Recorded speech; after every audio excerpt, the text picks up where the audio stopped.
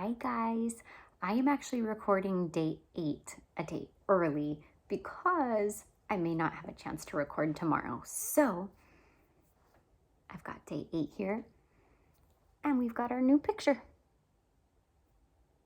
Can you tell what it is? Looks like a wall. And what do you guys notice about the wall? Do you notice the cracks? What do you think is going to happen to that wall? I wonder. All right, here's my day 8. Here's my light of the world block, getting closer and closer to Christmas. Let's get started. Okay. Day 8.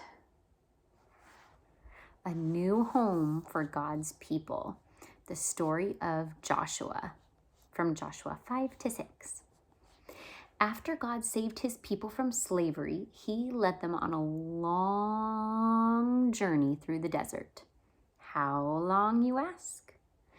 Well, I'm not exactly sure how many miles it was, but the journey took them 40 years.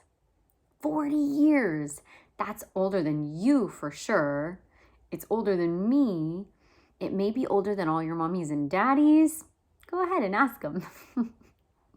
Now, if you think that 40 years sounds like a long time in the desert, just think how God's people felt. They felt hot, like when you go to the ocean, but there's no ocean in sight. They felt dirty, like you do after you play outside all day, but with no fun bath time to look forward to. And they felt hungry, like you do when dinner is taking forever. But the only dinner they got every single day was bread. That may be okay with Caleb and Levi. They seem to like bread the best. So when God said, all right, enough wandering around in the desert, time for your new home, you can imagine how excited they all were. But they were also afraid because the first place God told them to go was Jericho. Can you say Jericho? Jericho. Jericho was the biggest city any of them had ever seen, with walls so high that it looked like they reached right up to the sky. God's people began to doubt what God had said. They doubted if they would ever live in their new home, and they doubted if God was really with them after all. God's people asked their new leader, a man named Joshua, what to do. Joshua had taken over after Moses died, and he seemed to know a lot about battles. If anyone knew how to knock down big walls, Joshua did. So he got to work coming up with a plan.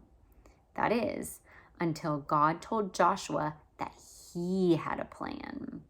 It wasn't the plan that Joshua expected, but then again, God often does things that we don't expect, doesn't he? I bet you can think of a few that we've read just in the first 7 days. The most important part of the plan was for Joshua and God's people to be strong and courageous. Have you heard of that word before? Courageous? It means to be very, very brave. Courageous. They needed to believe that God, who they couldn't see, was stronger than the walls of Jericho, which they definitely could see.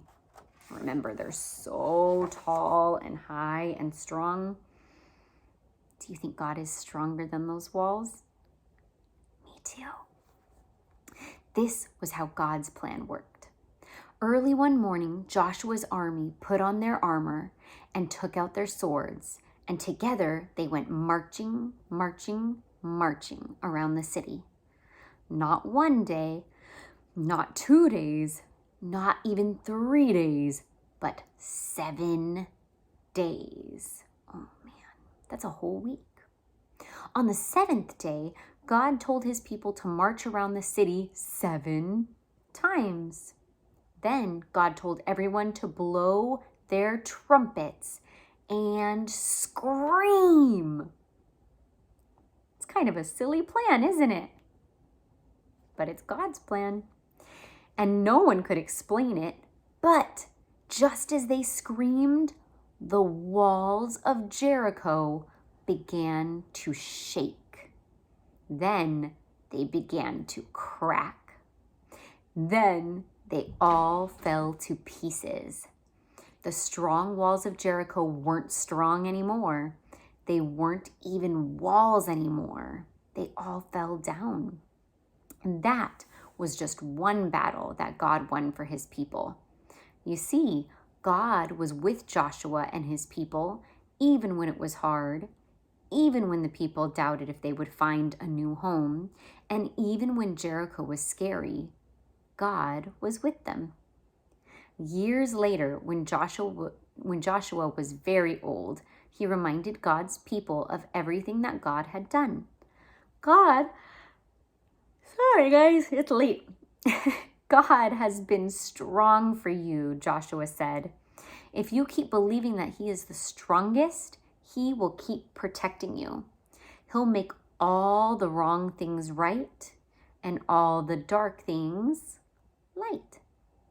Well, the people said they'd keep believing in God, but it was just like before. They started to doubt whether God was the strongest, and they started to think that they could make their lives better without God. And they started to push God away. Man, they always do that, don't they? And we always do too, don't we?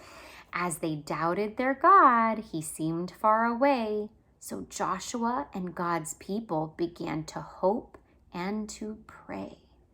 God, will you come back to stay? More tomorrow. Bye, guys.